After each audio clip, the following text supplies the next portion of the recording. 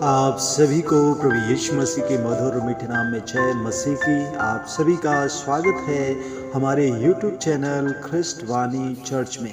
आज की कहानी है एलिय्याह वारिस के लिए प्रार्थना करता है, जिसका वर्णन आपको पहला राजा 18 अध्याय 41 वचन से 46 वचन में मिल जाएगा। कहानी में आगे बढ़ने से पहले यदि आपने हमारे चैनल को सब्सक्राइब नहीं किया तो सब्सक्राइब कर लें और बेल को दबाना ना भूलें। 3 साल से अधिक समय तक बारिश नहीं हुई थी, क्योंकि लोग परमेश्वर से विमुख अर्थात अलग हो गए थे। और बाइबल बताती है कि झूठे देवी देवताओं की पूजा करने लगे थे। कार्मेल पर्वत पर प्रतियोगिता के बाद लोगों को जब पता चला कि यहोवा ही ईश्वर है, परमेश्वर है और वही सर्वशक्तिमान है, न कि बाल और अशूरा के झूठी देवता। एलिय्याह को पता था कि परमेश्वर ने बारिश भेजने का वादा किया है और उसने राजा अहाब से कहा, जाओ खाओ और पियो, क्योंकि भारी बारिश की आवाज आ रही है। एलिय्याह और उसका सेवक कार्मेल पर्वत की चोटी पर चढ़ गए। एलिय्याह घुटनों के बीच अपना चेहरा रखकर जमीन पर झुक गया और परमेश्वर से बारिश करने के लिए कहा। फिर उसने अपने सेवक से कहा कि वह जाकर समुद्र की ओर देखे कि वर्षा वाले बादलों का कोई संकेत मिले। एलिय्याह के सेवक ने जाकर आकाश में बादल ढूंढे, पर बादल ना थे। वह एलिय्याह को यह बताने के लिए लौटा कि आसमान एकदम खुला हुआ साफ है। एलिय्याह ने फिर से प्रार्थना की और फिर अपने सेवक को यह देखने के लिए भेजा कि परमेश्वर ने उसकी प्रार्थना का उत्तर दिया है या नहीं। सेवक ने समुद्र के ऊपर आकाश की खोज की, लेकिन एलिय्याह को यह बताने के लिए फिर वापस लौटाया कि बारिश का कोई भी संकेत हमें नहीं दिख रहा है। एलिय्याह ने तीसरी बार प्रार्थना की और फिर सेवक को विदा किया। सेवक पर्वत पर चढ़ गया और समुद्र की ओर देखा। वह यह कहकर लौटा कि अभी भी बारिश का कोई संकेत नहीं है। एलिय्याह ने हार मानने से इनकार कर दिया। परमेश्वर ने बारिश भेजने का वादा किया था और परमेश्वर ने अपना वादा निभाया। उसने चौथी बार प्रार्थना की। सेवक को किसी संकेत की तलाश में भेज दिया कि परमेश्वर ने एलिय्याह की प्रार्थना का उत्तर दिया था कि नहीं। लेकिन वह जब लौटा और अपना सिर हिलाकर कहा कि उसे कोई संकेत नहीं मिला। एलिय्याह ने 5वीं बार फिर से परमेश्वर से प्रार्थना करना शुरू कर दिया कि शायद जवाब मिल जाए। सेवक फिर देखने गया, लेकिन प्रतिक्रिया वही थी। बारिश का कोई भी संकेत नहीं था।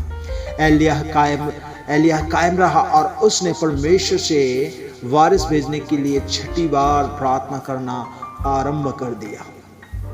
सेवक समुद्र की ओर देखने गया कि पहाड़ की चोटी से वह 6 तेज तक बहुत दूर तक देख सकता था।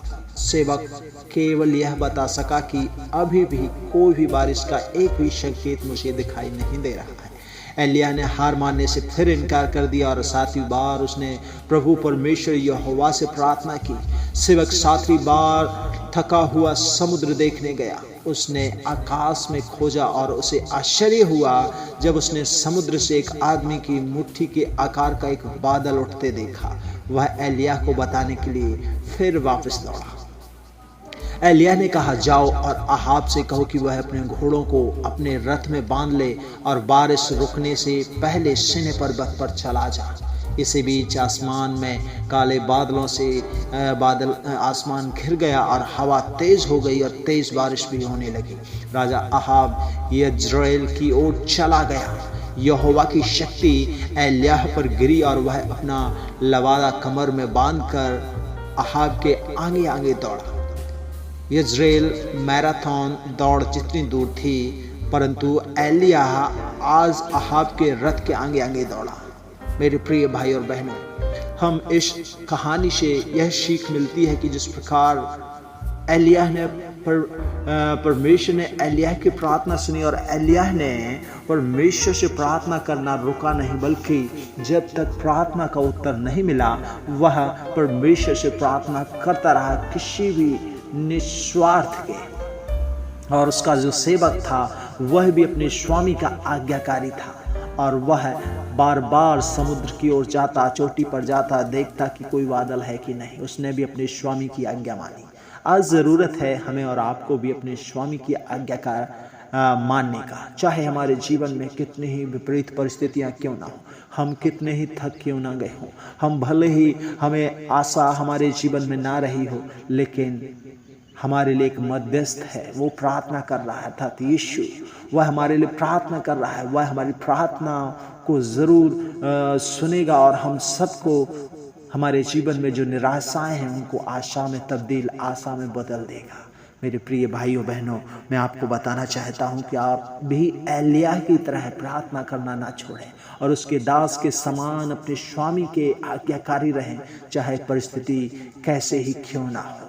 प्रभु आप सबको आशीष दे। कहानी यदि अच्छी लगे तो लाइक, शेयर और कमेंट करें, और यदि कोई प्रार्थना निवेदन है तो हमारे स्क्रीन पर दिया हुए व्हाट्सएप पर आप हमें प्रार्थना निवेदन भेज सकते हैं। God bless you.